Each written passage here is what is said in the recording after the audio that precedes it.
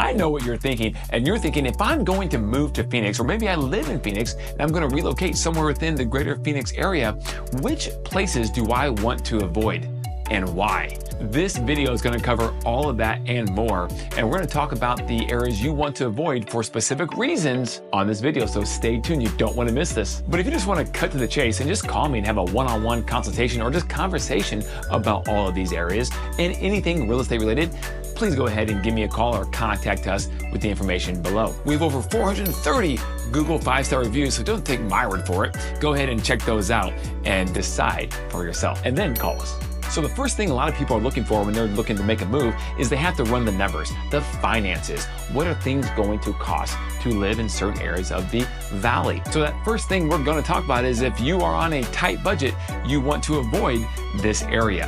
And that area is Arcadia. Now, we've done a whole video on Arcadia. It's going to be right here on the screen, but go ahead and check that out. And we went really in depth on all the different areas from Arcadia proper to Lower Arcadia over to Arcadia Light. But if you're looking for some place and you're on a tight budget, whether it's small or large, Arcadia is not going to be the place you are probably going to want to start looking in, because even the smaller homes in Arcadia have exploded in property value ever since COVID. The reason why? Location. And there are a lot more reasons as well, but location is just phenomenal. You are close to almost everything, centrally located, and it's a mature neighborhood. It gives you a little bit of a California or even a Midwest feel driving through most parts of Arcadia. And even though it's centrally located, it is a very safe area as well. Now, every area to an extent has some sort of crime, but Arcadia is a very safe area for not being gated and being located centrally to most parts of the greater Phoenix area. Now, another thing we get all the time is, on both sides of the coin, is I want a quiet lifestyle. And so if I want that quiet lifestyle, kind of secluded, kind of private, this is the area you want to avoid, and that's going to be North Tempe. So if you look here on the map, you're going to see North Tempe is everything north of the 60 up to about the 202 loop. And in that little quadrant, you have a place called Arizona State University. Guys, this is one of the largest universities in the entire country. It's in the top 3 every single year by enrollment. And the students at ASU, well, they kind of like to party. And so because of that, it is loud most of the places. There's a hustle and bustle feel, a buzz going on in that North Tempe area pretty much at all times of the day and night. And because ASU is so big, it's not just on campus. The areas just surrounding the campus in North Tempe are pretty busy as well, because you have a lot of students who don't live actually in the dorms on campus, and so they are renting houses and apartments all throughout that North Tempe area, which is very conducive and convenient to getting to campus and to class. And I'd be remiss if I didn't mention Mill Avenue, guys. Mill Avenue is the main thoroughfare, the main drag for the college campus life. And even young professionals. There are a lot of young professionals who graduate from ASU, but they feel like they may not have actually graduated because they are still acting as if they're 19 years old in college, even though they have graduated a couple years ago. But it's so much fun that they keep going back down to Mill Road and checking out the lifestyle, the nightlife, that is everything that has to do with North Tempe. So if you're looking for peace and quiet and that lifestyle, avoid North Tempe. Now, sticking on that same theme of noise, we're going to talk about airport noise. And we're not talking about Sky Harbor, because everyone knows that's the major international airport located right in Phoenix. But even then, for a major airport, I've talked about this in many videos, Sky Harbor is actually located in a very, very neat little pocket surrounded by industrial and commercial. And so for residential living, there's not a ton of airport noise, but that's not what I want to talk about for this segment. The areas you want to avoid for airport noise, specifically the DC Ranch Desert Parks area in Scottsdale because of the Scottsdale Air Park, and on the west side, the Litchfield Park suburb, especially on the west side of Litchfield Park,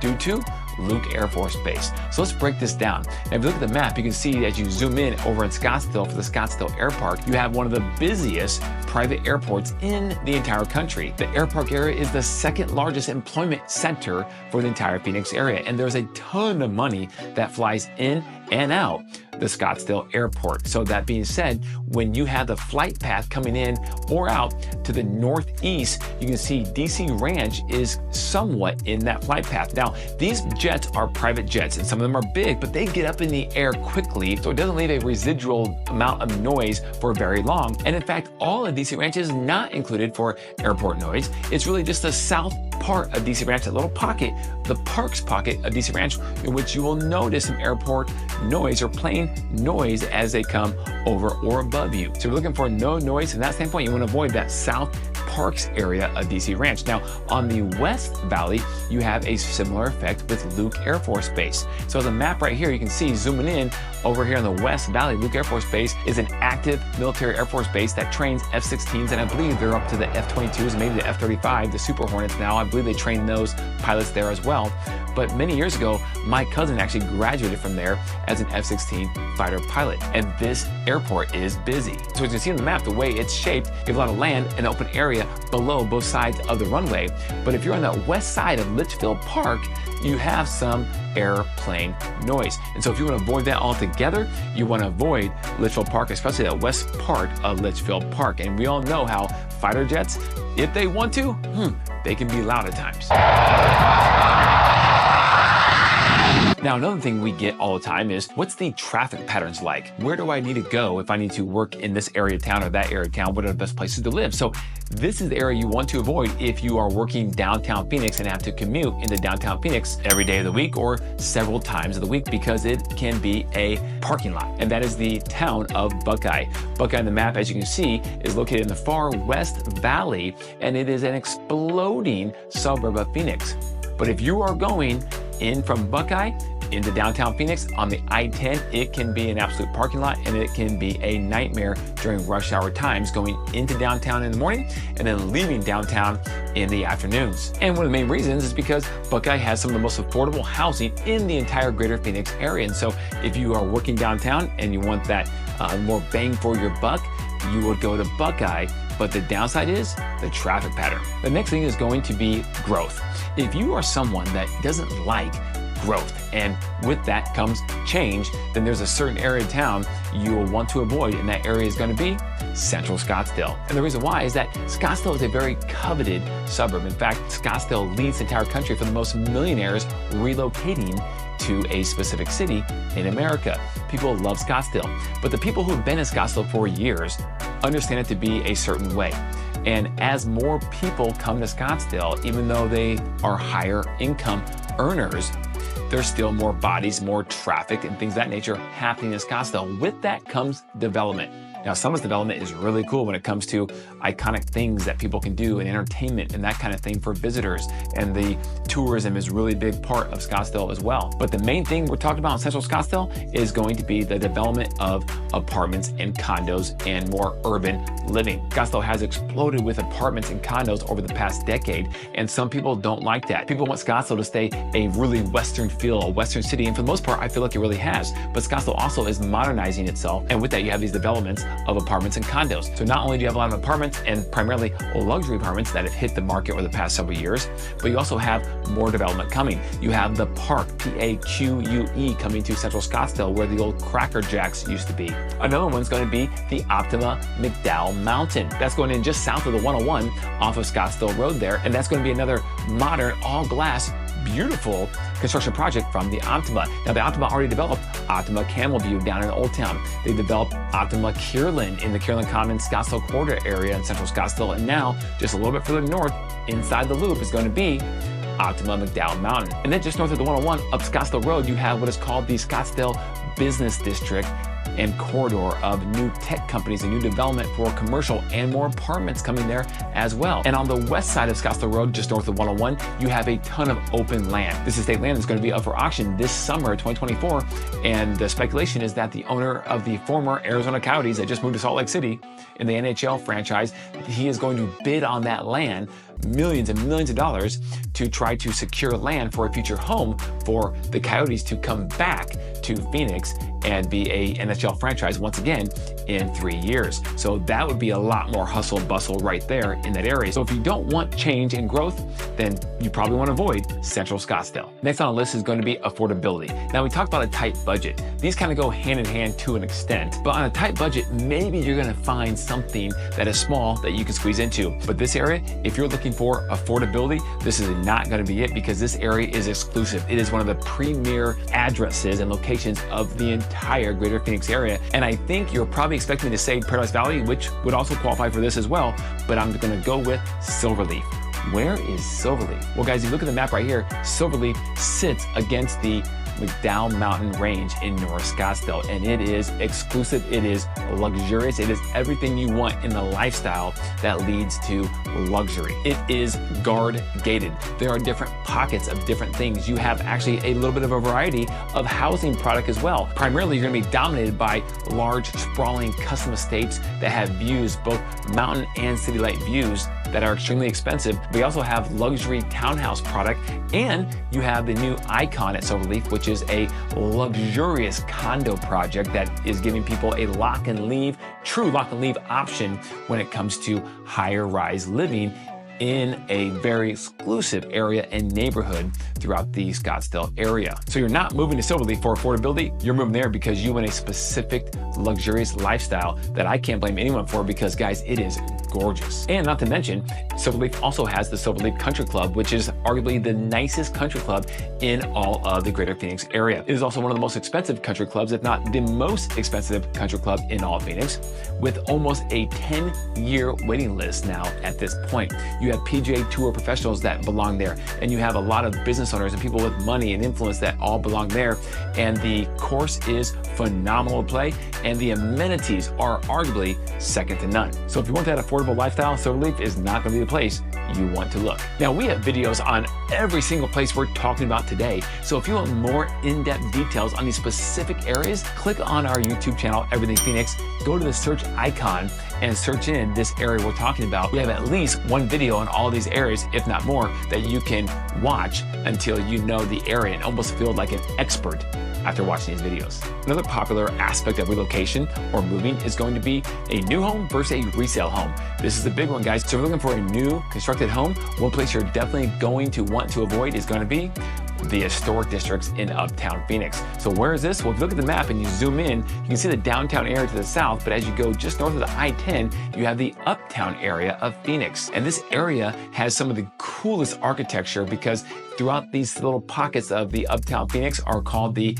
historic district areas. You have the FQ Story District, the Coronado, the Willow, the Palmcroft and Canto districts, and the list goes on and on. Each district really truly sticking to their own architecture. And one of the reasons you're not going to see newly constructed homes is because there is an architectural committee that belongs to each one of these historic districts, and you have to preserve the facade, the front facade of all of these homes down there. And so if you want to remodel the interior, you have that right to do so, and following the correct permits will get you the ability to have a newly remodeled, freshly done home on the interior.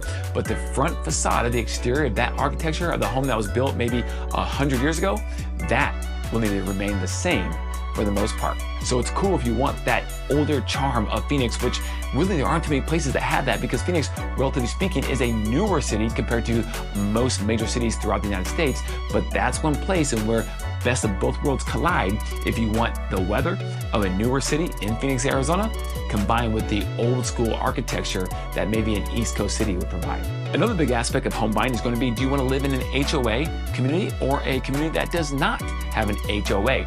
Now, an HOA stands for Homeowners Association, and some people love them, some people hate them. So if you don't want an HOA for the next house you're going to buy, the area you definitely want to avoid is going to be Goodyear. Now, looking at the map of Goodyear, you can see in the far west valley, Goodyear sits out there between Avondale and Buckeye. Now, looking at Goodyear, I think this is one that is really up and coming. It's a great place to raise a family. It has a lot of affordable housing, and overall, as long as you don't have to commute very far, the area is just a very good area to be in. That's a little off the beaten path south of the I-10 and sandwiched up against the Australian mountains. Goodyear is also home to the Cincinnati Reds and the Cleveland Guardians for spring training for Major League Baseball in the month of March and February. But because Goodyear is a newer suburb with most things being built out over the past couple of decades, and because you have a lot of tract homes that were built by mass production builders on big parcels of land, places like Canyon Trails and Australian Mountain Ranch, and these larger subdivisions, they do have HOAs. In fact, I pulled a report today, and on the market, there are 449 homes for sale in Goodyear as we speak today, and only 11 of them actually are located in an area with no HOA. That means 438 properties of the 449 are located within an HOA. So again, if you want the neighborhood feel with a tract home, production home style property, which is going to be a little more affordable, which is good, outside of some areas in Astoria Mountain Ranch and places like that, that is going to be a great place to call home in Goodyear, Arizona. But if you're looking for a property with no HOA because you can't stand them, then you want to avoid Goodyear at all costs for the most part. Now, speaking of HOAs, one of the negatives of not having an HOA is going to be that you potentially have properties that could be an eyesore to the rest of the neighborhood. Why? Because there are no rules and guidelines that these homeowners have to follow when it comes to the exterior curb appeal of their property. And so you get some eccentric person or some person just doesn't care, and you never know what you could get. That is a downside. Speaking of which, if you're looking for an area that has no eyesores at all in the neighborhood and everything is in line and looks great, then the area you want to avoid is going to be the Cactus Corridor. Now, you've heard me talk a lot about the Cactus Corridor. In fact, I love the Cactus Corridor. I live in the Cactus Corridor. But if you don't want to have any eyesores at all in your neighborhood, the Cactus Corridor won't be for you. Now, if you look at the map, where is this located? This is located in the central Scottsdale area in the residential section, flanking both sides of the Loop 101 that cuts right through the middle of the Cactus Corridor. Now, the Cactus Corridor is a highly sought after area. Why? Because there's a lot of construction. You have a lot of 1 acre parcels, or at least 3/4 acre parcels that are flat and usable with no HOA. So you have a lot of people who want that privacy. They want that big yard for the kids. They want the ability to do what they want with their house. They're scraping these homes and building these huge luxury custom homes on these lots because the land is so valuable. But unfortunately, not everyone in the neighborhood decides to do this all at the same time, like a builder would if they came and bought the whole parcel. So you have some homeowners that have been there for 3, 4, 5 decades that are holding out, and their home that was built in the 70s is still sitting there and looks kind of awful compared to the next door neighbor's house that is a $5 million beautiful, luxurious, modern style home. And so you get the good with the bad. Now, over the course of time, the homes are all going to turn over, and a Cactus Corridor will be kind of much more uniform and beautiful because it's such a great place to live. But for now, if you're looking for eyesores in the neighborhood, you're going to find some in the Cactus Corridor. Now, another thing a lot of people ask us about when looking to buy a house is this place more rural or is it more urban? What's the situation and the vibe there, Kelly? Well, in this situation, if you don't want rural, you're going to want to avoid at all costs Apache Junction. That's right, guys. Apache Junction sits on the East Valley. If you look at the map here and you zoom in the Apache Junction, you can see it sits east of Mesa and Gilbert. So it's out there a little ways, but it's all connected. But when you get to Apache Junction, you feel like you're kind of in the country, the desert country to an extent. A lot of wildcat building of homes and neighborhoods. And there are some mobile homes that are now set on stem walls and plopped down on an acre lot or maybe something smaller, but you can still tell it looks like a mobile home. So you'll have a lot of non-uniform homes and building throughout Apache Junction. Now, the good news is you don't have a lot of cookie cutter stuff, but the bad news is you have a lot more rural feeling and homes that are kind of spread all over the place without a lot of city planning, if you will, for Apache Junction. So if you don't want rural, you want to avoid Apache Junction. Now, on the flip side of that coin, if you want rural and you want to be out there but still kind of connected to the city, that's an area you want. But the place you definitely want to avoid if you want rural and more peace and quiet and not a lot of crowds, Old Town Scottsdale. You want to avoid that, guys. Old Town Scottsdale is the epicenter. And I'm going to say, guys, not just the epicenter of the entertainment district for the greater Phoenix area, but definitely for the state of Arizona. And I can make the argument that potentially the whole Southwest. Old Town Scottsdale is a unique spot that has world-class, and I mean world-class dining and entertainment, clubs, nightlife, and of course, resort-style living as well, and beautiful hotels all encompassing around it. So if you want to avoid crowds, then you're going to want, at most times of the week and the year, avoid Old Town Scottsdale. Now, if you're under the age of 55, or maybe you're over the age of 55, but you don't want to be in a retirement style age-restricted community because maybe you feel really young at heart, or that's just not your style just quite yet in your phase of life, and you want to avoid the 55 plus retirement communities, because we do have multiple of those throughout the greater Phoenix area, then the place you definitely want to avoid is going to be Sun City. Sun City, guys, is affectionately known as the place that has more golf carts than it does automobiles. And so when you're in that kind of dynamic, you know you're in a place that people have a lot of leisure time on their hands, and good for them. They earned it. They're retired, and they love to play golf. They love to do social activities inside and outside, and Sun City has that type of lifestyle. It's a very connected community for people of retirement age plus who are able to do social activities all together, and they want that sense of community around people their own age. And so if you don't want to be around that type of community, then you definitely want to avoid Sun City. Another strong aspect of buying a house is going to be, do you have a family and do you not? Do you have kids? Do you not? Because if you have kids, school is not an option.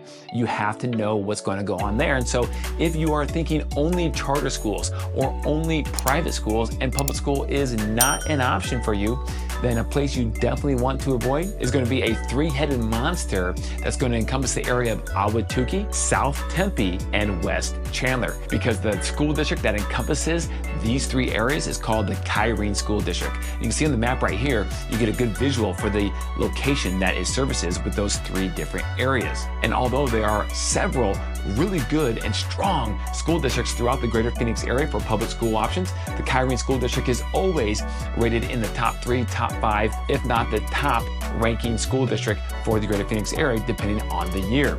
So if you're looking for strong public schools, those areas you definitely want to check out, as well as some other areas that we'd be happy to inform you of. But if you don't really care about strong public schools because you're going private or charter, then the areas of West Chandler, South Tempe, and Ahwatukee, you need to avoid. I hope you enjoyed this video. I hope you saw what I was doing here, right? A little reverse psychology on the certain areas that you want to avoid, but actually for many other reasons, they are really good. But if those are the things that you are looking for or not when it comes to buying a house, those are the areas that you want to avoid, and hopefully that will help you make your decision as to where you may want to land when buying a house. If you have any questions, give me a call. I would love to chat with you about specific situations that you may have or specific areas that maybe we did not cover on this video. You can reach me or my team here at 480-660-5974. You can click on the information below or check us out on our Instagram page here at Kelly Cook Homes. We're putting out daily content there for your personal education and enjoyment. And to ensure you don't miss any of the videos, go ahead and just smash that subscribe button. We would really appreciate it. And check out our playlist right here. Oh, and don't forget,